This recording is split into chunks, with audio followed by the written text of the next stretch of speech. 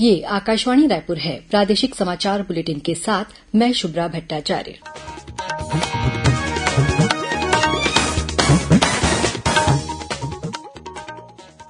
और अब पेश है आज के मुख्य समाचार।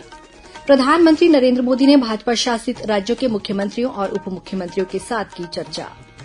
मुख्यमंत्री विष्णुदेव साय ने नई दिल्ली में केंद्रीय कृषि मंत्री शिवराज सिंह चौहान से मुलाकात की। कृषि और ग्रामीण विकास के विभिन्न मुद्दों पर हुई बातचीत। राज्य सरकार ने 11 जिलों के मुख्य चिकित्सा अधिकारियों और सिविल सर्जनों सहित 17 स्वास्थ्य अधिकारियों का किया तबादला। और बीजापुर जिले में एक इनामी सहित 14 माओवादियों ने किया आत्मसमर्पण। अब समाचार विस्तार से।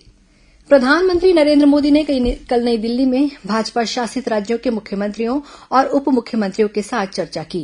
श्री मोदी ने सभी को अपने अपने राज्यों में शासन व्यवस्था को और बेहतर बनाने के लिए कई सुझाव दिए और कल्याणकारी योजनाओं के क्रियान्वयन पर जोर दिया। इस बैठक का उद्देश्य शासन और कल्याणकारी योजनाओं की समीक्षा करना था। 2 दिवसीय इस बैठक में प्रधानमंत्री ने भाजपा शासित राज्यों के मुख्यमंत्रियों से विकास कार्यक्रमों और अन्य प्रयासों में जन भागीदारी पर अधिक जोर देकर देश की अर्थव्यवस्था को $5 ट्रिलियन तक ले जाने की अपील की। प्रधानमंत्री आवास योजना शहरी के अंतर्गत अब तक कुल 1 करोड़ 18 लाख से अधिक मकान स्वीकृत किए जा चुके हैं। केंद्रीय आवास और शहरी मामलों के राज्य मंत्री तोखन साहू ने आज राज्यसभा में एक प्रश्न के जवाब में ये बात कही। उन्होंने कहा कि कुल स्वीकृत घरों में से 1 करोड़ 14 लाख से अधिक आवास निर्माणाधीन हैं तथा 85 लाख से अधिक का निर्माण कार्य पूरा हो चुका है। मुख्यमंत्री विष्णुदेव साय ने आज नई दिल्ली में केंद्रीय कृषि और ग्रामीण विकास मंत्री शिवराज सिंह चौहान से मुलाकात की। इस दौरान उन्होंने कृषि और ग्रामीण विकास के विभिन्न मुद्दों पर विस्तार से चर्चा की। इसमें माओवाद प्रभावित क्षेत्रों में प्रधानमंत्री आवास योजना, मनरेगा और प्रधानमंत्री ग्राम सड़क योजना जैसी योजनाओं के कार्यान्वयन पर विशेष जोर दिया गया।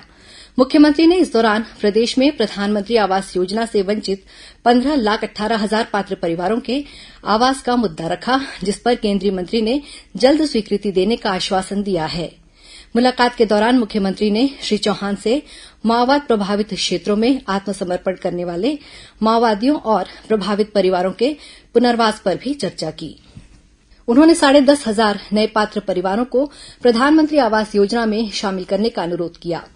साथ ही माओवाद प्रभावित क्षेत्रों में पंचायतों को आवास निर्माण की स्वीकृति देने की मांग भी की। मुख्यमंत्री ने मनरेगा योजना के तहत आधार आधारित भुगतान प्रणाली में अगले साल 31 मार्च तक छूट देने का आग्रह केंद्रीय मंत्री से किया। साथ ही इन क्षेत्रों में जब तक बैंकिंग सुविधाएं उपलब्ध न हो तब तक नकद भुगतान की अनुमति देने की भी मांग की।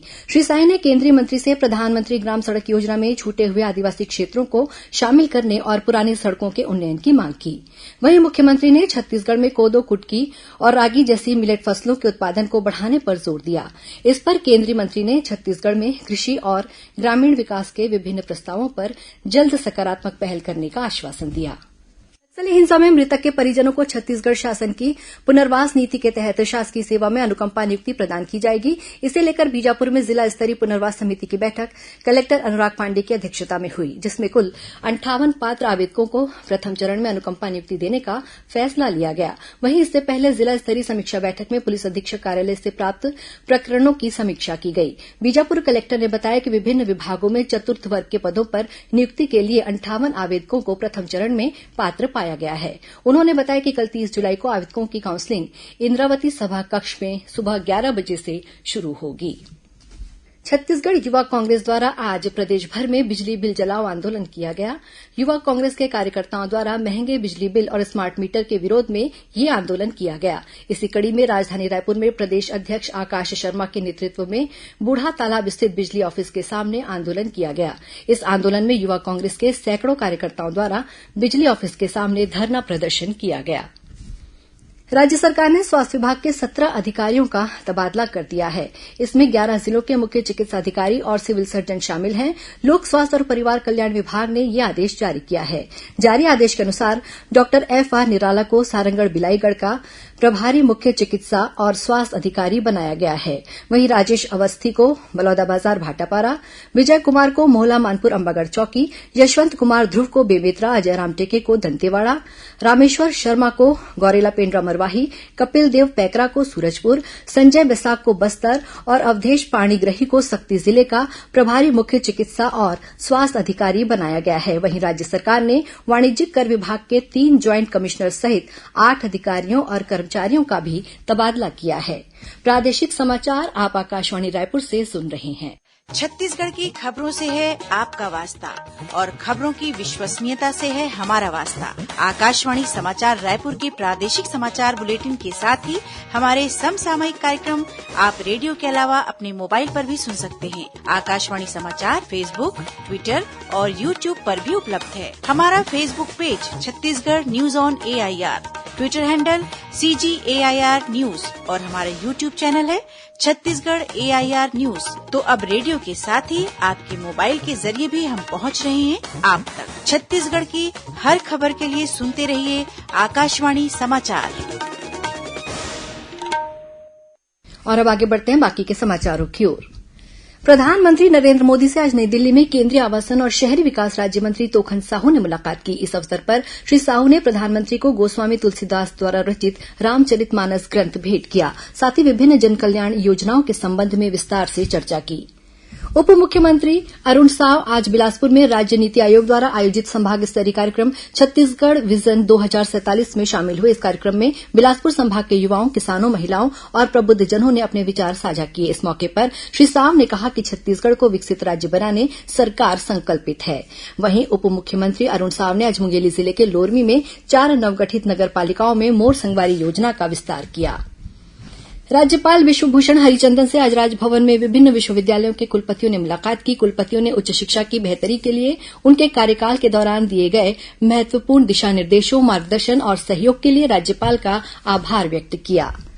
राज्यपाल से आज राजभवन में रेडक्रॉस समिति की छत्तीसगढ़ इकाई द्वारा प्रकाशित वर्ष 2023-24 की स्मारिका का विमोचन कराया गया। इस अवसर पर रेडक्रॉस समिति के मुख्य कार्यपालन अधिकारी M.K. राउत ने बताया कि रेडक्रॉस द्वारा सर्व सुविधा युक्त भवन का निर्माण किया जा रहा है, जिसके लिए राज्यपाल ने स्वेच्छानुदान मद से 72 लाख रुपए प्रदान किए हैं।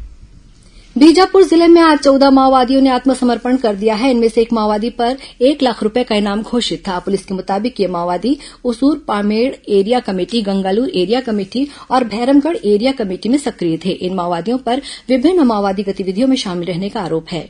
आत्मसमर्पण करने वाले माओवादियों को शासन की पुनर्वास नीति के तहत 25-25 हजार रुपए प्रोत्साहन राशि प्रदान की गई। शेयर ट्रेडिंग के नाम पर ठगी करने वाले 2 आरोपियों को रायपुर की साइबर थाना पुलिस ने गिरफ्तार किया है। ठगी में शामिल सॉफ्टवेयर इंजीनियर और बैंक अकाउंट सप्लायर को दुर्ग से गिरफ्तार किया गया है, जिनके पास से mobile, laptop, debit card, car और बैंक खातों में जमा 8 लाख रुपए को पुलिस ने होल्ड करा दिया है। आरोपियों के नाम से अलग अलग राज्यों के लगभग 80 पुलिस थानों और साइबर सेल में भी रिपोर्ट दर्ज है। केंद्र सरकार के सामाजिक न्याय और अधिकारिता मंत्रालय नई दिल्ली द्वारा राष्ट्र को नशामुक्त बनाने के लिए नशामुक्त भारत अभियान NMBA चलाया जा रहा है। इसके तहत दुर्ग जिले के शहरी और ग्रामीण क्षेत्रों में नशामुक्ति जन जागरूकता कार्यक्रम चलाए जाएंगे। इसके लिए कलेक्टर ऋचा प्रकाश चौधरी की अध्यक्षता में जिला स्तरीय समिति गठित की गई है। इस अभियान के संचालन के लिए 56 वॉलंटियर भी नियुक्त किए गए हैं। आज सावन का दूसरा सोमवार है। इस अवसर पर प्रदेश भर के शिव मंदिरों में भगवान भोलेनाथ का विशेष श्रृंगार किया जा रहा है। भक्तों द्वारा लाए गए विभिन्न नदियों के जल से भगवान शिव का जलाभिषेक किया जा रहा है। इसी कड़ी में सक्ती जिले के तुर्रीधाम में शिव भक्तों का तांता लगा हुआ है। तुर्रीधाम में सावन माह के दौरान मेला भी लगता है। राजधानी रायपुर के शिवालयों में भी आज सुबह से ही शिव भक्तों की कतार लगी रही। बुढ़ेश्वर महादेव, हटकेश्वर नाथ मंदिर, महादेव घाट सहित सभी मंदिरों में कांवड़ियों द्वारा जलाभिषेक किया गया। और अब पेश है मौसम का हाल। मौसम विभाग ने कल दक्षिण छत्तीसगढ़ में भारी वर्षा होने की चेतावनी दी है। वहीं प्रदेश के अधिकांश स्थानों पर कल हल्की से मध्यम वर्षा होने अथवा गरज चमक के साथ छींटे पड़ने की संभावना जताई है। इसके साथ ही 1-2 स्थानों पर गरज चमक के साथ वज्रपात होने तथा भारी वर्षा होने की आशंका है। एक मानसून द्रोणिका बीकानेर, गुना, रायसेन, मंडला, पेंड्रा रोड, कोंटाई और उसके बाद दक्षिण पूर्व की ओर बंगाल की खाड़ी तक विस्तारित है। इसके असर से सुकमा और बीजापुर जिलों में भारी वर्षा होने के आसार हैं। अंत में मुख्य समाचार एक बार फिर। प्रधानमंत्री नरेंद्र मोदी ने भाजपा शासित राज्यों के मुख्यमंत्रियों और उप मुख्यमंत्रियों के साथ की चर्चा। मुख्यमंत्री विष्णुदेव साय ने नई दिल्ली में केंद्रीय कृषि मंत्री शिवराज सिंह चौहान से मुलाकात की। कृषि और ग्रामीण विकास के विभिन्न मुद्दों पर हुई बातचीत। राज्य सरकार ने 11 जिलों के मुख्य चिकित्सा अधिकारियों और सिविल सर्जनों सहित 17 स्वास्थ्य अधिकारियों का किया तबादला और बीजापुर जिले में एक इनामी सहित 14 माओवादियों ने किया आत्मसमर्पण। इसी के साथ प्रादेशिक समाचार बुलेटिन समाप्त हुआ। नमस्कार।